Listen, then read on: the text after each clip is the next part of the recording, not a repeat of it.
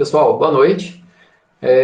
Nas duas últimas aulas, a gente veio trabalhando com algoritmos genéticos. Então, na primeira aula, a gente fez uma introdução sobre os conceitos fundamentais sobre algoritmos genéticos, o que é um algoritmo genético, aonde que ele é aplicado dentro dessa caixa de ferramentas de inteligência artificial, como que a gente pode implementar um algoritmo genético, e na última aula a gente começou a ver uma aplicação de algoritmos genéticos no problema da mochila, e hoje a gente vai dar continuidade. Então, primeiro a gente vai só fazer uma releitura rapidinho do conceito fundamental e da aplicação, e depois a gente já volta para o nosso código, e na sequência a gente vai fazer uma introdução sobre lógica fuzzy, que é o nosso último tópico.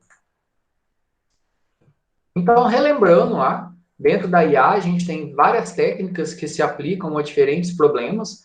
Algoritmo genético é uma técnica baseada na evolução das espécies. Então, ele é um algoritmo bioinspirado e ele tem por objetivo trabalhar com problemas de otimização.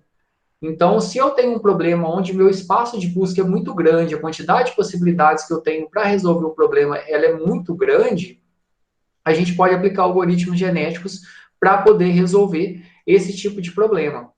Como analogia, a gente fez um cálculo simples nas primeiras aulas sobre algoritmo genético, pegando o problema do caixeiro viajante. Se eu tiver 20 cidades e eu partindo do pressuposto que eu posso sair de qualquer cidade e chegar em qualquer outra, para que eu possa calcular todas as rotas, eu tenho um problema de escala fatorial, porque eu tenho que comparar todos com todos. Então, eu vou ter aí um 20 fatorial. E 20 fatorial aí vai dar um número grande que, se a gente considerar um número muito grande de rotas, e se a gente considerar um computador que faça 1 bilhão de cálculo de rotas por segundo, o que é muito, mesmo assim ele vai demorar 78 anos para saber qual a melhor rota, de forma determinística. Então, existem problemas como esse, que são chamados problemas NP completos ou NP difíceis, que são problemas na computação onde a gente não consegue resolver esse problema em tempo determinístico, ou seja, testar todas as possibilidades possíveis. Por quê? Porque o tempo computacional disso é muito alto. Para isso, existem algumas heurísticas, como é o caso de algoritmos genéticos, aonde a gente consegue ter o melhor resultado dentro do tempo aceitável. Então, ele é um algoritmo probabilístico que ele vai me dar o melhor resultado possível dentro do tempo que eu tenho. E aí a gente vai ver qual é esse tempo. Então, o algoritmo genético ele é utilizado para otimização. Qual o melhor resultado eu posso ter diante de um problema? E o problema que a gente começou a implementar, que a gente estava vendo a lógica dele na última aula, é o problema da mochila. O problema da mochila consiste onde a gente tem lá um conjunto de elementos. Eu acho que ele está aqui, deixa eu só lembrar aqui. Ó. A gente tem um conjunto de elementos que a gente queria levar. Cada elemento que a gente tem, ele tem um peso e ele tem um benefício. E a gente tem um limite nessa mochila. Então, cada coisa que eu quero levar, ele tem um peso, por exemplo, 12, e o benefício dele, o preço é 4. E o peso total da minha mochila é 15. Eu quero levar a quantidade maior de itens, que não estoura o limite de peso, ou seja, não estoura a capacidade, mas me dê um maior benefício. Isso é utilizado em sistemas de distribuição. Então, eu tenho que fazer a distribuição de vários elementos, e aí eu coloco algumas regras. E, a, e esse problema, a quantidade de possibilidades que eu tenho também é muito grande. Então, se eu tiver ali 15 elementos ali para mim poder tentar, eu vou ter que tentar todos com todos. Então, primeiro eu vou ter que tentar levar um sozinho, aí depois eu tenho que pegar esse primeiro e tentar com o segundo, com o terceiro, com o quarto, até com o próximo. Depois eu pego o segundo e tento com todos. Depois eu pego dois elementos e vou tentando com todos. Então, a complexidade desse problema, ele não chega a ser em escala fatorial, porém, a gente vai ter muitas possibilidades. A gente não consegue resolver ele de forma determinística. Então, esse é um problema clássico. E aí a gente utiliza um algoritmo genético. E aí, só relembrando sobre as fases do algoritmo genético que a gente viu. Então, a primeira coisa, a gente vai gerar uma população. Essa população é gerada de forma aleatória. A gente já viu isso na última aula. É um random. Então, cada elemento que a gente vai ter dentro do nosso algoritmo genético, deixa eu até pegar esse aqui e colocar no pente, que fica melhor para a gente poder ver. que eu vou colocar no pente. Então, quando a gente começa, a nossa população, ela é aleatória. Aqui no espaço. Então, e a gente vai ter uma população. Cada elemento da nossa população, ele vai ser um vetor. Então, aqui dentro da nossa população, eu vou ter um conjunto de vetores. Então, aqui eu vou ter vários vetores. E cada vetor aqui, dentro do algoritmo genético, a gente chama de cromossomo. Cada vetor desse aqui, ele é uma possível solução. Ele é um arranjo que pode me levar à solução do meu problema. E os dados que a gente vai ter aqui, que na maioria das vezes, a gente pode ter um vetor de inteiros, um vetor de reais, um vetor de bits, de 0 e 1, como é um caso muito comum. Então, no nosso caso da mochila, 0 é se eu não estou levando aquele elemento, e 1 é se eu estou levando, e assim por diante. E a gente vai ter vários elementos, vários vetores desse aqui. Então, cada vetor, cada possível solução, a gente chama de cromossomo, que é cada vetorzinho desse aqui, e todo esse conjunto que a gente está vendo, ó, tudo isso aqui que a gente está vendo, é a população. Então, cada vetor aqui, ó,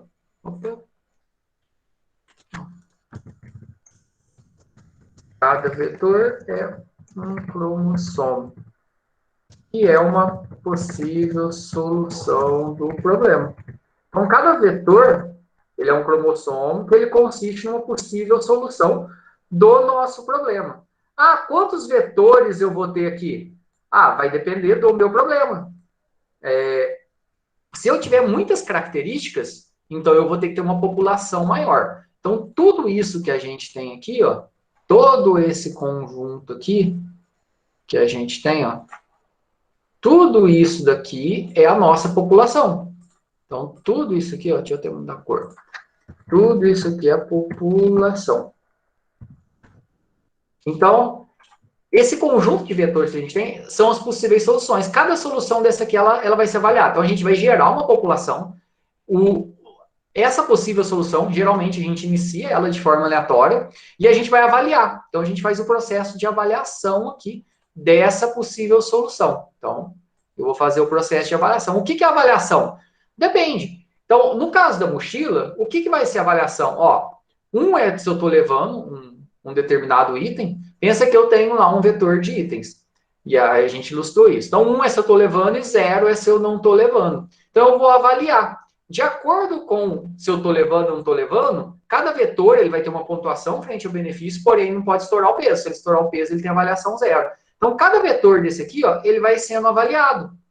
E de acordo com a avaliação dele, ele vai ter maior probabilidade de participar do processo de seleção. O que é o processo de seleção? Então, na natureza, cada indivíduo, que é um algoritmo bioinspirado, ele tem uma avaliação. E frente a essa avaliação, ele tem maior probabilidade de participar de cruzamentos e proliferar na espécie.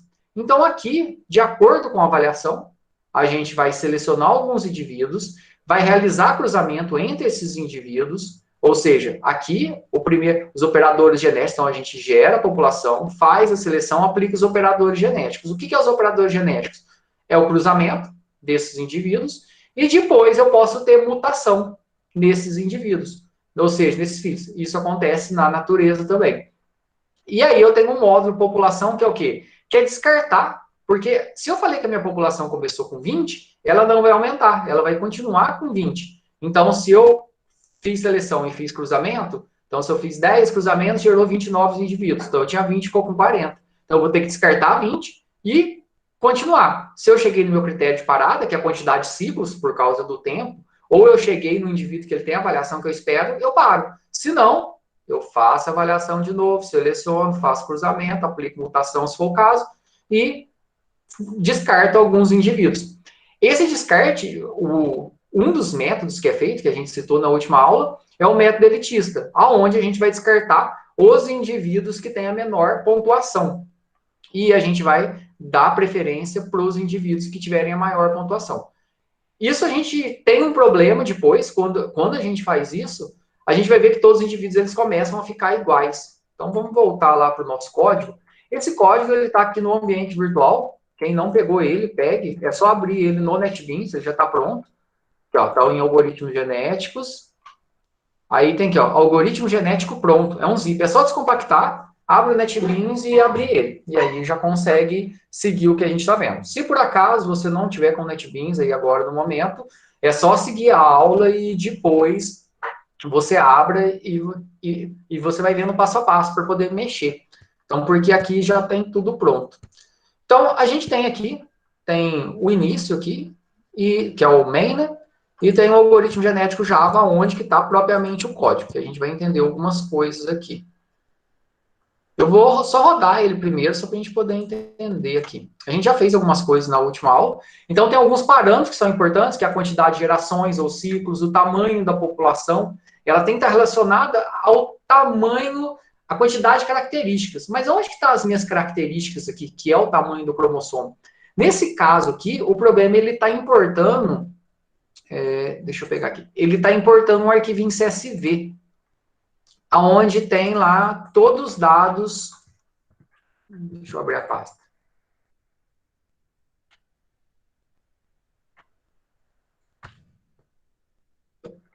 Ele está importando esse arquivinho CSV aqui, ó. Onde dentro desse arquivo CSV, que é um arquivo separado por vírgula, eu tenho uma quantidade de itens. Então, tem 15 itens, então são 15 características. Então, se a posição 0 do vetor tiver com 0, quer dizer que eu não estou levando DVD. Se a posição 1 tiver com 1, quer dizer que eu estou levando a TV. Se tiver com 0 no celular, não estou levando o celular. Se tiver com 0 no tablet, não estou levando o tablet. Se tiver com 1 no livro, estou levando o livro. Ah, mas de onde vai sair esse 0 e 1 aqui? Então, a gente vai ter um vetor de 15 posições, de 0 a 14. Onde vai estar um tanto de 0 e 1? A gente vai gerar aleatório. Então, a gente tem aqui, ó, no nosso código, a gente está gerando isso aleatório. Então, a primeira coisa é a geração, que foi o que a gente viu na última aula. Então, aqui, ó, dentro do nosso código, só repassando, que isso a gente já falou na aula passada, a gente está carregando um arquivo. E esse arquivo a gente está carregando para 3 vetores aqui. Um que vai guardar a descrição, um que vai guardar o valor, outro que vai guardar o peso. Por quê? Para a gente poder acessar, né? Porque o índice 0 do meu cromossomo, ele corresponde à descrição da posição 0, o valor da posição 0 e o peso da posição 0. E assim por diante. Então, a gente carrega esse arquivo aqui, como exemplo. E o nosso cria cromossomo é o quê? É um random. Aqui eu acho que lá no código eu estava com 0.7, eu mudei na aula para 0.6. Então, eu faço um random. Se o meu random for menor que 0.6, que o match random gera de 0 a 1. Eu vou adicionar 0, senão eu vou adicionar 1. Ah, até quando que eu vou gerar o meu cromossomo? Até o tamanho dele. Então, esse tamanho do cromossomo, ele vem da onde? Ele vem daqui, ó. Eu estou incrementando esse atributo, que é o tamanho do cromossomo, a cada elemento que eu leio lá desse arquivo CSV. Então, se no arquivo CSV eu colocar 20 elementos, o tamanho do cromossomo, lembrando, o que é o cromossomo aqui? É uma possível solução do meu problema. Isso aqui, ó, é um cromossomo. Então, o tamanho dele vai aumentando. Se eu tiver 15 características, ele vai ter 15. Se eu tiver 16, ele vai ter 16. Se eu tiver 50 elementos lá, eu vou ter 50 aqui. É a forma que a gente está implementando ali. E aí a gente gera aleatório. Então, a gente cria o cromossomo de forma aleatória. A minha população, o cria população, o quê? É eu chamar o cria cromossomo e adicionar na população. Então, esse população aqui, ó, é o meu vetorzão. Deixa eu apagar aqui. É todo esse vetor aqui, ó. Tudo isso aqui é a população. Ó. Tudo isso aqui é a população, é esse conjunto de vetores. Então, eu vou criando o cromossomo e adicionando, até o tamanho da minha população, que é o quê? Que é um atributo que a gente definiu. Cada elemento, lembra que depois a gente cria, o que a gente tem que fazer? Eu tenho que avaliar. E a função de avaliação dentro de um algoritmo genético é o fitness. Então, ele permite a gente realizar essa avaliação. No caso aqui do problema da mochila, então, a avaliação ele é o que a gente tem de mais próximo do nosso problema real com o algoritmo genético. Porque muitas coisas no algoritmo genético acabam sendo padrões. O que vai mudar de problema para problema é a forma de representar o teu cromossomo, se vai ser um cromossomo de bits, de inteiros, de caracteres, e a forma de fazer a avaliação. Então, se for no caso do problema do caixeiro viajante, a minha avaliação vai ser a menor distância. No caso do problema da mochila, o que eu estou fazendo? Em toda posição que tiver com 1, eu estou somando o peso dele e estou somando o valor. Se o peso que eu somei for menor que a capacidade, eu vou retornar o benefício, beleza. Então eu tenho uma possível solução aceita. Se não, se esse peso estourou, o benefício, a pontuação dele é zero. Então, a minha função fitness, o que, que ela faz? Ela percorre esse vetor aqui, ela vai percorrer esse vetor e vai olhar, é 1. Qual que é o peso aqui da posição 0? Qual que é o benefício da posição 0? Aí pega e guarda. Aí depois vai para a próxima posição. Ele não está levando. Então descarta. Ele está levando esse aqui. Qual que é o peso da posição 2? Qual que é o benefício da posição 2? Soma. Esse aqui não está levando, descarta. Depois, qual que é o peso da posição 4? Qual que é o benefício da posição 4? Soma. Isso vai fazendo posição por posição. E ele vai saber o quê? Qual que é a avaliação desse indivíduo. E aí isso vai fazer para todos os indivíduos. Isso a gente faz para todos. A gente recebe um cromossoma e a gente vai passando para ele ser avaliado. A gente criou duas funções, que é obter pior e melhor. O melhor aqui é só para a gente poder saber qual que é o melhor que a gente chegou lá no final. E o pior é que a gente usa para poder descartar. Aqui a gente usa na nota mesmo. O cruzamento é o quê? Eu vou selecionar alguns filhos. Eu tenho que selecionar. No caso que a gente está fazendo cruzamento de 2 indivíduos aqui. Então, a gente faz aqui, a gente criou uma funçãozinha, roda-roleta. O que, que a roda-roleta faz aqui? Ele faz a soma da pontuação de todos os indivíduos ali e cria uma roleta virtual com a probabilidade de acordo com a sua pontuação. Então, quem tem pontuação maior tem maior probabilidade de ser sorteado. Quem tem menor pontuação tem menor probabilidade. Aí eu seleciono 2 índices, o índice do pai 1, o índice do pai 2. Depois eu vou pegar esses 2 indivíduos, o pai 1 e o pai 2 aqui. Depois a gente vai gerar uma posição de corte. Lembra? Quando a gente vai gerar a gente vai fazer o cruzamento, eu não vou cortar exatamente no meio. E assim acontece também na natureza. Então, tem indivíduos que têm mais características do pai ou da mãe, então, no caso aqui, isso pode acontecer. Então, pode ser que o indivíduo tenha só um bit do primeiro pai e todos os outros bits do segundo pai. Isso sim pode acontecer.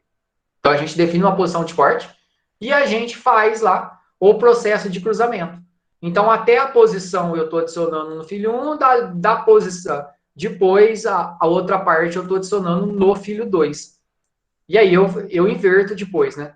Então, eu adiciono tanto no filho 1, quanto no filho 2. As características. Então, o filho 1 ele vai ganhar as características do pai 1, o filho 2 vai ganhar as características do pai 2. E aí, depois, eu inverto aqui na segunda parte. Aí, o primeiro filho ganha as características do pai 2 e o segundo filho ganha as características do pai 1. Então, a gente faz uma inversão aí de características. E aí, eu adiciono esses 2 fios que a gente fez aqui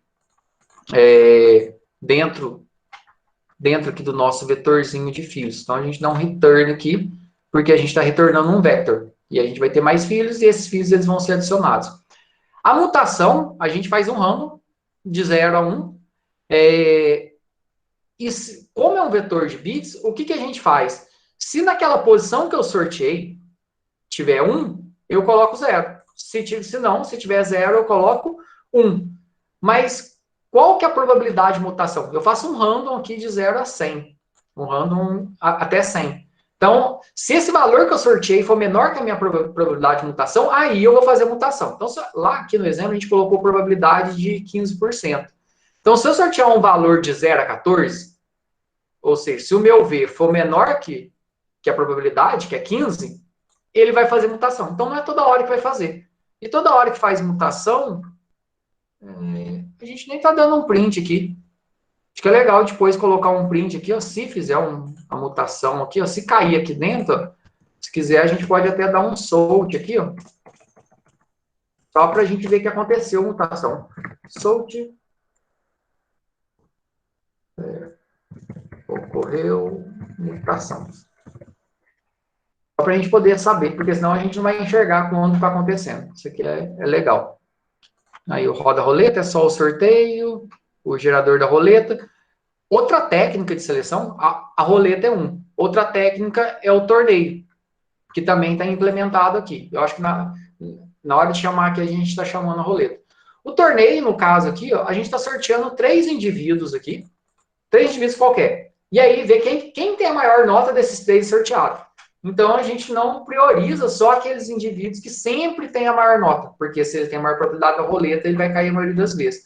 Nesse caso do torneio, pode ser que eu sorteie 3 indivíduos que têm nota ruim, a gente vai ver que tem indivíduos que têm nota 0, né? Então, eu sorteio 2 que tem 0 e 1 que tem 5, sendo que eu tenho indivíduos que têm nota 1000. Esse que tem 5, ele vai ter uma chance, ele vai ser sorteio, ele vai participar do cruzamento, sendo que ele nunca participaria em outros casos.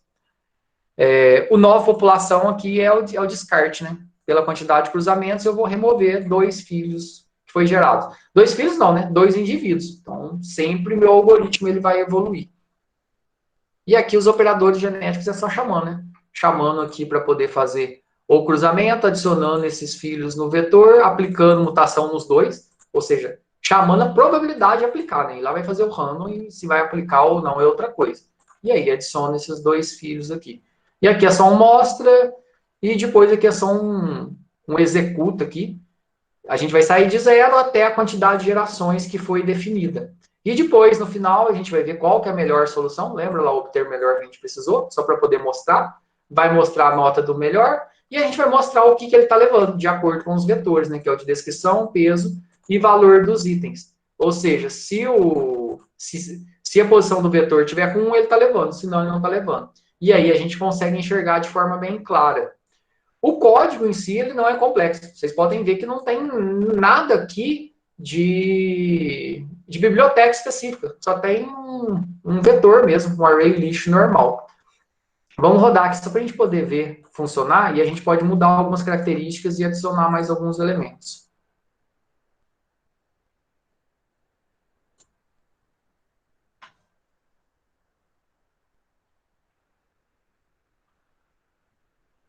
Tá, aqui, ó. Só mostrando o começo aqui, ó, o que ele carrega, lá no comecinho, se você puxar, ó, dá para a gente poder ver os produtos, ó, que é o que tem lá dentro daqui desse CSV, ó. DVD, TV, celular, tablet, faca, etc, impressora. Se eu adicionar mais alguma coisa aqui, ó, se eu colocar mais alguma coisa aqui, colocar um Lego, que tem o peso de, sei lá, 1.1, e aqui está separado por ponto, por vírgula, e tem o benefício, o valor do Lego é 2.000. Então a gente vai ver aqui que o notebook ele sempre está levando, mas agora ele vai querer levar o Lego também. Então, toda solução, possível solução que saiu, o Lego ali vai querer levar. Vou salvar aqui. Beleza, vou fechar, não vou tirar a cópia. Vou só colocar para rodar de novo, só para ver que ele atualizou lá, que ele colocou o Lego lá.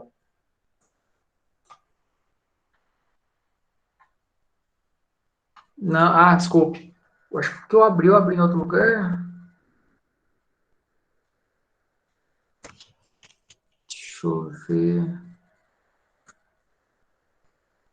Não, eu abri outro arquivo. Devo estar com outro arquivo aqui. Pera aí, um minutinho só.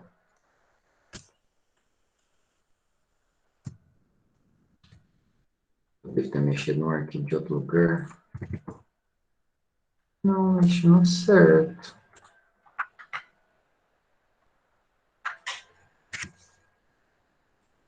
Ah, não salvou. Eu coloquei o Lego ali, mas não salvou. Então, Lego 1.1, 2.000. Agora ele salvou.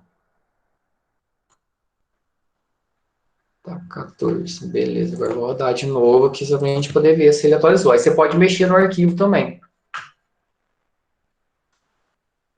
Ó, tá vendo? Ó, o Lego tá aqui, ó. Peso 1.1, valor 2.000. E aí a gente consegue ver lá, ó, que eu tenho lá na geração 0, ó, o meu cromossomo 0, ele teve avaliação 0. Por quê? Porque nessa solução dele ele estourou o peso. Lembrando que a gente tem um peso da mochila que foi definido aqui, ó. O peso da mochila é 6. A gente pode mexer.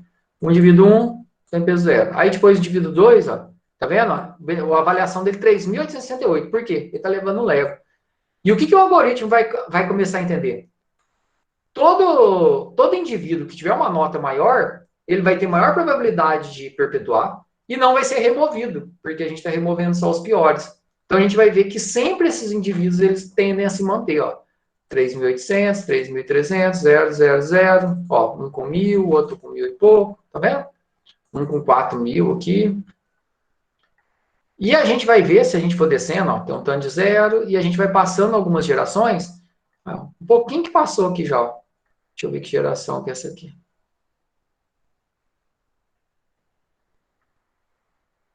Aqui, ó, tá vendo? Ocorreu mutação? É aquele print que a gente pôs lá. Então a gente vê que ocorre. Porque a gente colocou o ramo de 0 a 15, né? Então a gente tem aqui o tamanho da população de 80. E a gente está fazendo 15 cruzamentos. Então, se a gente tem 15 cruzamentos, a gente está gerando 39 indivíduos. Então, dos 30, ó, tá vendo? 4 teve mutação. Aqui, ó, lá na geração 11, tá, olha as notas onde já estão. 4.200, ó, tá vendo que o último indivíduo, que é o Lego, ó, tá, ele sempre vai aparecer, ó, tá vendo? 4.900, 5.000 e pouco, 4.900, 5.500. Tá vendo que os indivíduos que tá levando o Lego, ele sempre vai ter a nota maior, porque o benefício dele é maior. Então, a gente não fala para o algoritmo nada. O algoritmo vai entender com base nas regras que a gente colocou. Então, tá vendo que todos os indivíduos que se mantiveram aqui, ó, todos têm um Lego no final. Aqui a gente está vendo as mutações, que aqui são as alterações. E a gente vai ver lá na frente que os indivíduos eles começam a ficar iguais. Ó, 5.800, 48, 5.848, 5.878, 48, 78, 60, 48. Todo mundo começa a ficar muito igual. Por quê? Porque todos os indivíduos que vão tendo as notas maiores, a gente vai mantendo. Os que têm as notas piores, a gente vai removendo. Isso é elitismo dentro do algoritmo genético. E os indivíduos, eles tendem, depois, aí ficando tudo igualzinho, tá vendo? Os valores deles vão ficando tudo igual, até que a gente vê lá no final, é grande chance de todo mundo estar igualzinho. 928, 928, 928, 928, 928. E aí você pode cruzar do jeito que for, que ele não muda. A única coisa que ajuda a dar uma chacoalhada é a mutação. Por isso que a gente tem que ter métodos de fazer uma variação, às vezes, no processo de seleção, para que o indivíduo que tem uma nota mais baixa, talvez ele tenha uma característica ali que seja importante para a evolução. Ai, que interessante. E aí a gente chega no final lá, a gente está mostrando, ó, o indivíduo melhor avaliação, 5.928.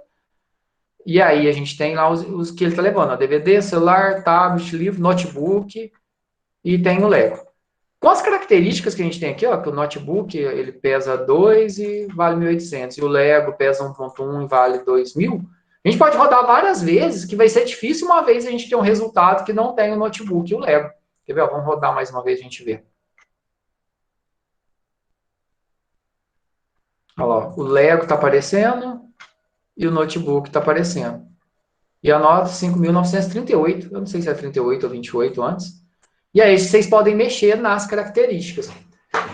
Embora a gente não tenha conseguido fazer a implementação juntos, é interessante pegar o código, explorar o código, mexer, que algoritmos genéticos é uma área da IA muito interessante.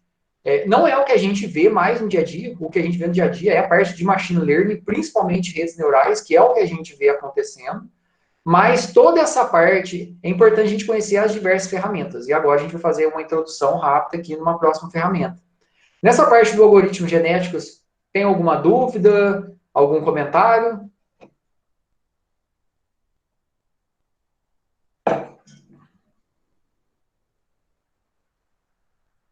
Alguém?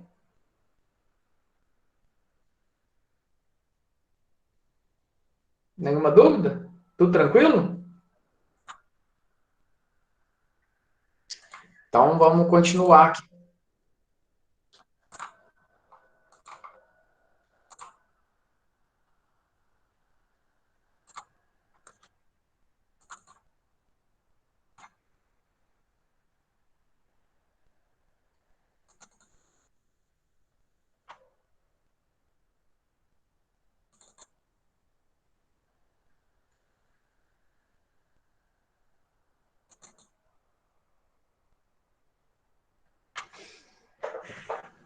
Pessoal, agora a gente entra dentro do nosso último tópico.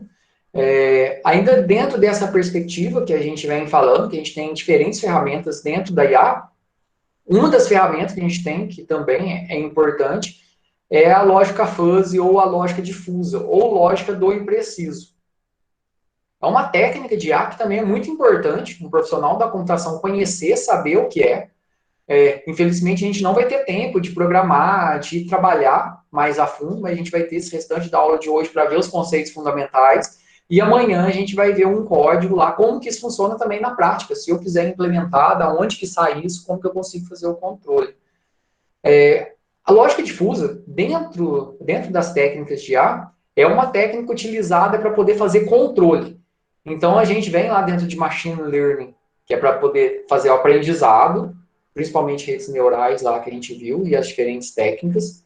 A gente viu algoritmos genéticos ali, que são técnicas de otimização, e agora a gente está vendo lógica de fuzzy, que é uma técnica de controle. O que é essa técnica de controle? Quando começou a se trabalhar com sistemas digitais, então, dentro de um sistema digital, o que a gente tem? É ligado ou desligado. É 0 ou 1. Então, como que eu consigo fazer um controle digital dentro de um mundo que funciona de forma analógica?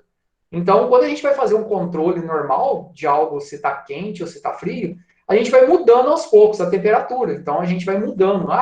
Eu não vou falar só que está quente e frio. Eu posso falar que está quente, está morno, está frio. Eu posso falar que está muito quente, está morno, está normal, está frio e está muito frio. Então, tem várias variáveis linguísticas que a gente consegue expressar o nosso ambiente para poder fazer os mais diferentes tipos de controle.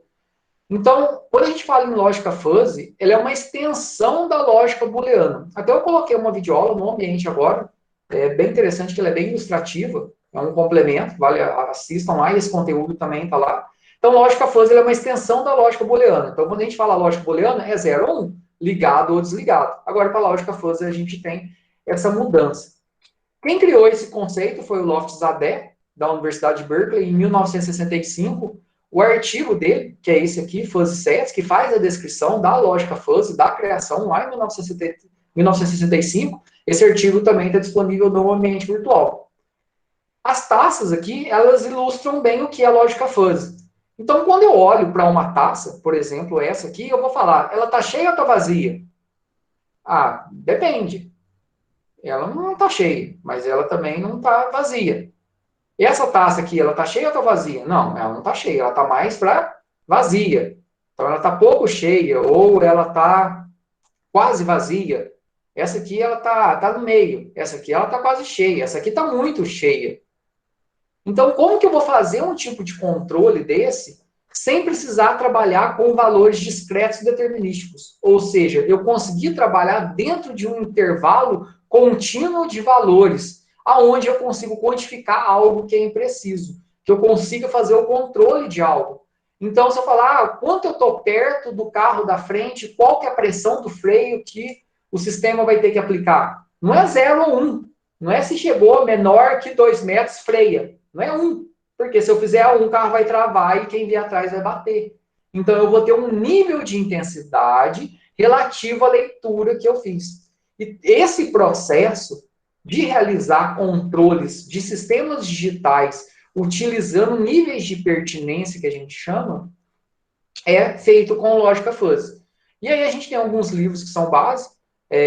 De maneira geral, esse livro do Timothy Rosa aqui, ele é muito bom, esse de lógica fuzzy. E as principais aplicações de lógica fuzzy estão nas engenharias.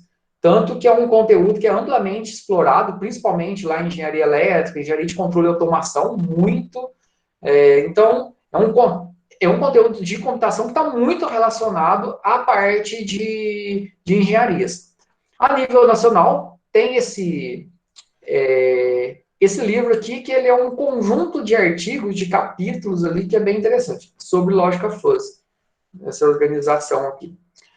Então, quando a gente fala de lógica fuzzy, a gente vai ter um conjunto infinito de valores entre 0 e 1, e a gente vai ter vários estados de verdade. E esses estados de verdade, a gente chama de nível de pertinência. Isso a gente pode aplicar a qualquer coisa que a gente queira controlar. Por exemplo, temperatura, altura, velocidade, distância. Então, todo mundo, quando entra no chuveiro lá, o que você vai fazendo? Você vai fazendo um controle fino, não é? Você vai mexendo um pouquinho, tá quente, tá frio, tá mais ou menos, tá do jeito que eu quero. Então, não é algo, eu não preciso ter um valor intervalar gigante de números ali para fazer o controle, eu estou fazendo um controle analógico. A gente pode fazer uma relação, por exemplo, com um potenciômetro.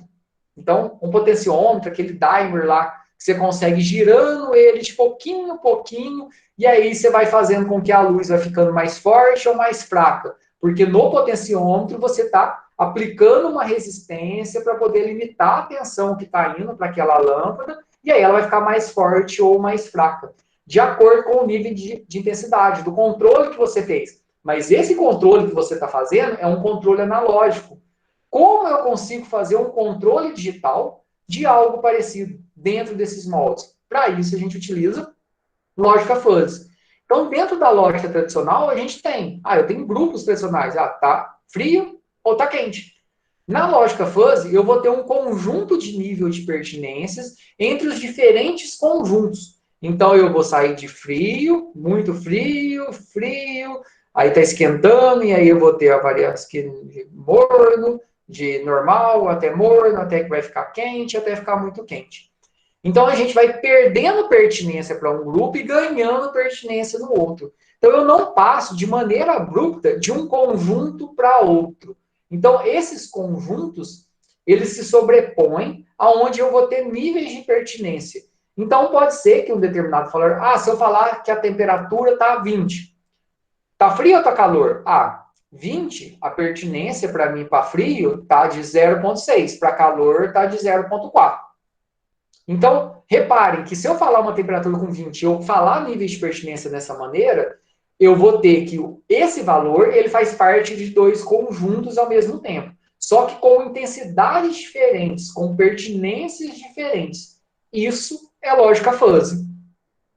Então, um dos exemplos clássicos é o sistema de frenagem de um carro autônomo. Então, todos os carros autônomos, eles têm vários sistemas de controle que eles fazem leituras digitais e eles têm que dar saídas digitais. Eles não dão saídas analógicas. E eu não vou ter um range intervalar gigante de valores possíveis. Então, dentro dessa lógica, como que eu consigo trabalhar? Aí se utiliza a lógica fuzzy. Então, dentro do sistema normal, tá perto do carro? Não, então eu não estou freando. Tá perto do carro? Tá, então eu vou frear tudo, vou parar de uma vez? Não, não é assim. Então, utilizando lógica fuzzy, quanto mais perto, então aqui eu estou perto e aqui eu estou longe. Então, eu estou perto, então a intensidade para perto, nesse caso aqui, nessa distância, é de 0,2. Então, eu estou fazendo a leitura de um sensor. E o nível de pertinência para perto, quando eu faço a conversão, dá valor da leitura do sensor, eu fiz a leitura de 10, por exemplo. Eu estou a 10 metros do carro da frente. Então a intensidade para perto é de 0,2. Então a intensidade de pressão dos freios vai ser de 0,2. Não precisa ser o mesmo valor. Pode ser de 0,3, 0,5, depende da modelagem que você faz para o seu sistema.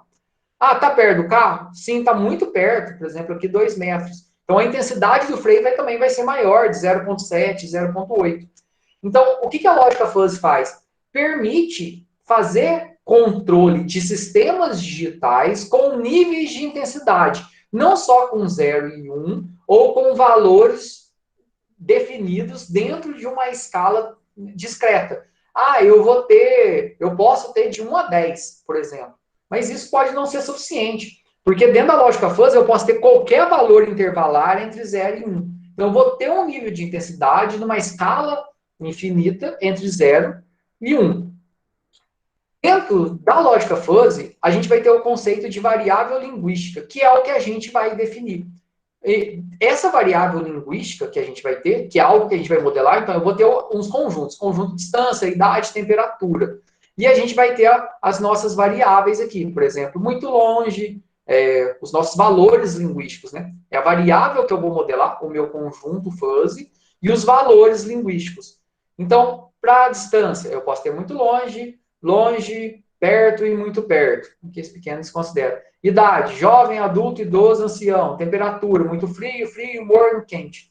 O legal na hora de programar isso é que a gente vai programar aqui, assim, se a distância for igual a muito perto, então a intensidade do freio é igual à média.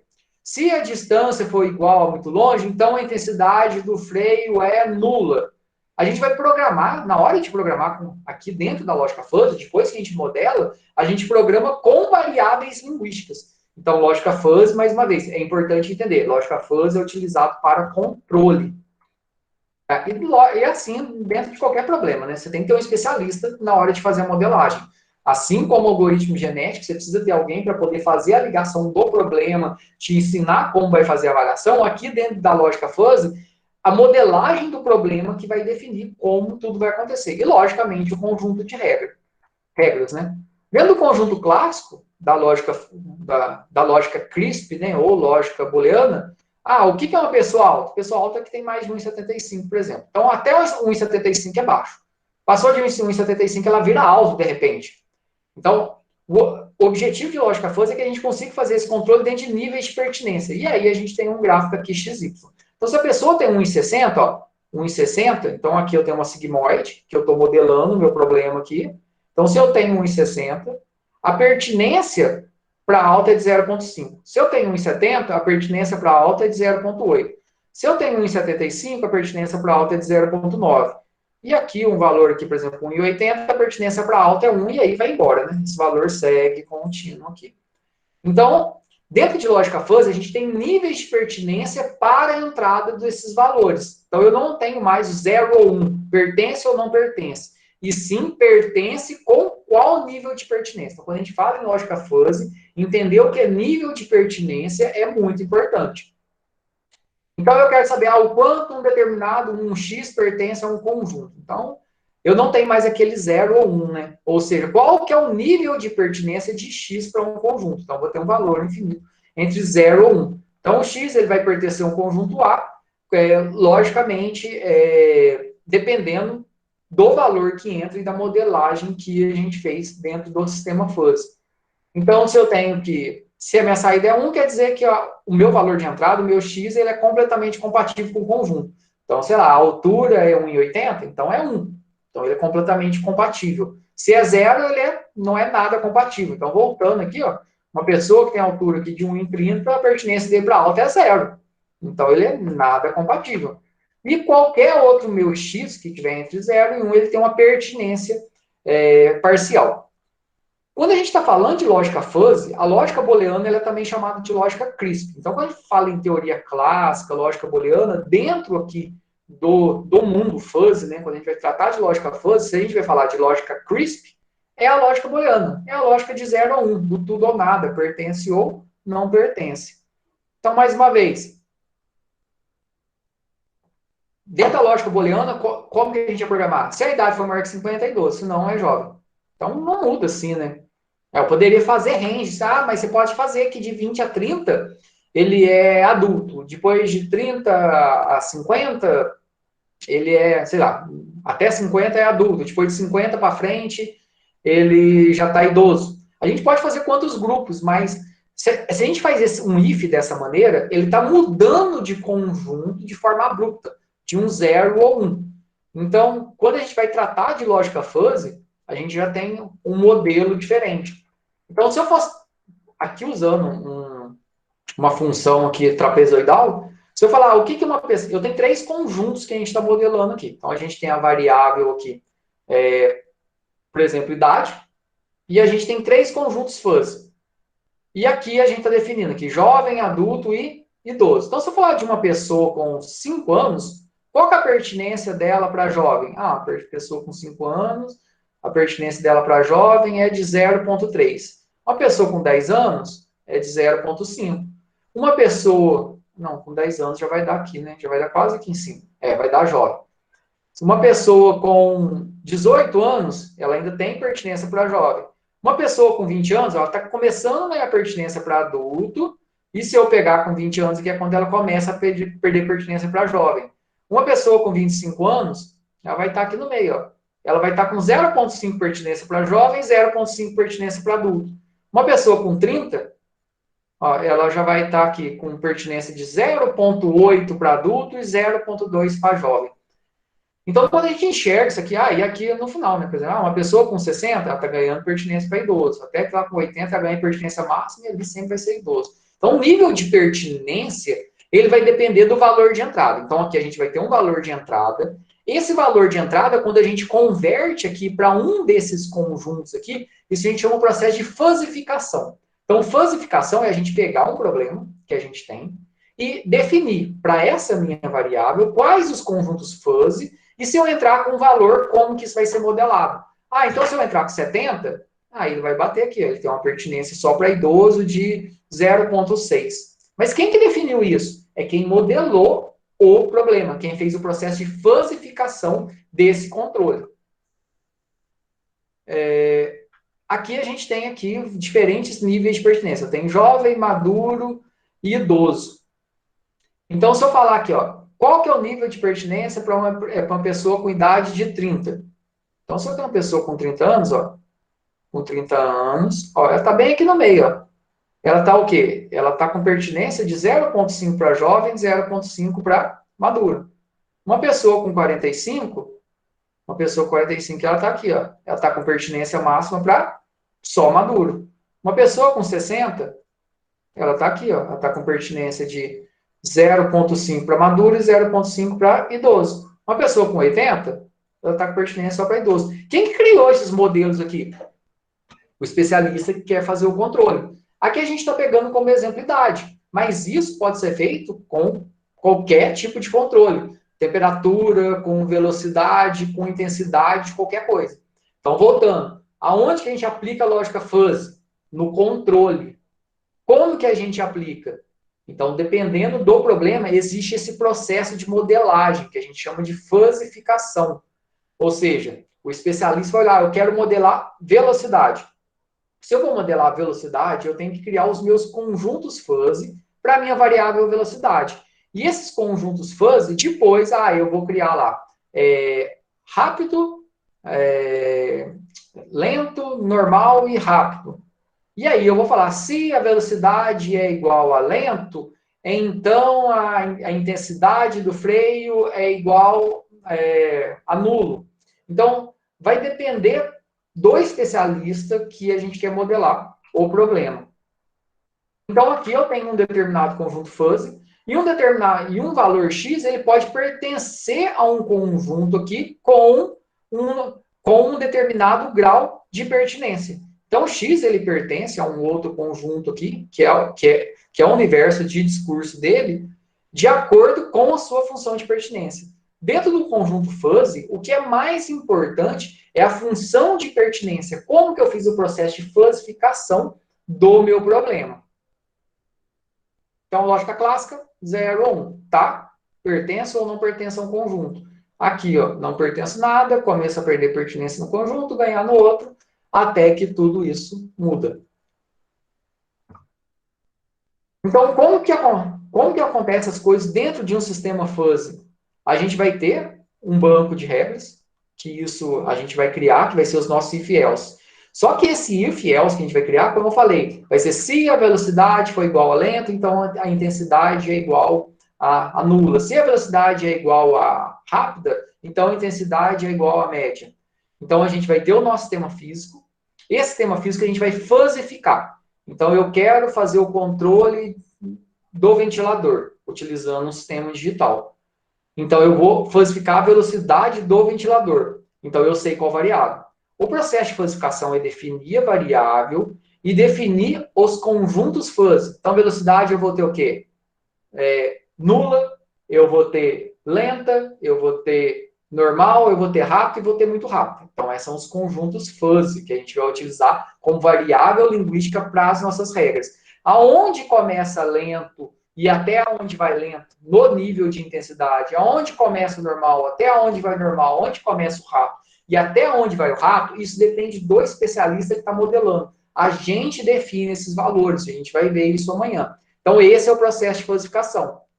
A gente vai ter o nosso conjunto, nosso banco de regras, que vai ser os nossos if-else, e a gente vai ter a nossa máquina de inferência fuzzy. Então, de acordo com o nosso banco de regras aqui, que a gente tem, a máquina de fuzzificação, a gente vai receber um valor. Se eu receber um valor da temperatura, então eu vou fuzzificar a velocidade versus a temperatura, né? Então, se a temperatura for igual a 24, e eu estou entrando, eu vou fazer um processo aqui de fuzzificação, vou realizar a inferência, então se a temperatura for igual à média, então a velocidade é igual à normal. Então, vai depender dos valores de entrada. E esse processo de defuzzificação aqui é como vai ocorrer a saída do valor. Então, eu tenho a modelagem, eu vou ter as minhas regras, e a minha saída é o que o sistema vai me dar. Então, quando eu falar lá, se a temperatura for igual a alta, a velocidade é alta, o que é alto? Vai depender da saída. Se o nível de pertinência para quente estiver muito alto, o nível de pertinência para velocidade vai dar alto. E esse valor, para poder fazer o controle aqui do ventilador, vai ser maior, fazendo com que ele fique mais rápido. Então, a gente vai ter as nossas entradas precisas, que são valores que a gente está lendo de um sensor, em qualquer escala. A gente tem um processo de fuzzificação. A partir das nossas regras, a gente vai ter a inferência. O processo de defasificação é a minha saída, é o valor para o meu sistema real. Às vezes não fica muito claro, falo, nossa, eu não estou entendendo aonde que eu vou aplicar isso. Para a gente, fazer controle analógico é muito comum. Mas se eu estou trabalhando com um sistema que ele é digital, que eu estou fazendo leituras digitais e eu tenho que dar saídas digitais, é bem complexo. Eu definir todos os conjuntos, todas as possibilidades de valores. Então, frente a isso, o que o fuzzy permite para a gente? Dado uma intensidade de chegada de um sensor, eu vou ver em qual conjunto ele se aplica melhor, para que eu dê uma saída mais adequada para o meu controle. Então, o principal objetivo da lógica fuzzy é dar uma saída mais adequada para o sistema de controle que a gente está atuando. E aí tem várias e várias aplicações. Então, dentro de freio ABS, isso trabalha, dentro do sistema de transmissão automática, dentro dos motores, em impressoras, Xerox, sistema de navegação de carros, em lava-louça. Tem uma lavadora da LG, que ela até tinha um nome de fuzz nela, se vocês pesquisarem. Também ela utiliza a lógica fuzz. Então, tem várias e várias aplicações. Então, é interessante ler um pouquinho mais, estudar, ler esse material. Tem uma apostila de fuzz no ambiente e tem uma videoaula complementar que eu postei lá. Ela é curtinha, de 8 minutos. E aí eu vou pedir para todo mundo assistir ela, que aí vai ficar mais claro o conceito sobre fuzz. E amanhã a gente vai ver a parte de código, para ver, eu quero implementar como que eu consigo fazer fuzzy funcionar. Pessoal, alguma dúvida por enquanto? Algum comentário?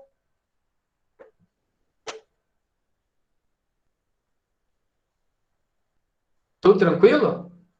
Tá muito na paz. Josiel, tranquilo aí? Josiel apareceu hoje.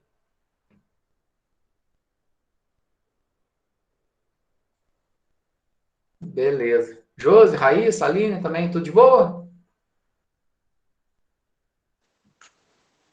Beleza, Matheus. Então tá jóia, pessoal. Amanhã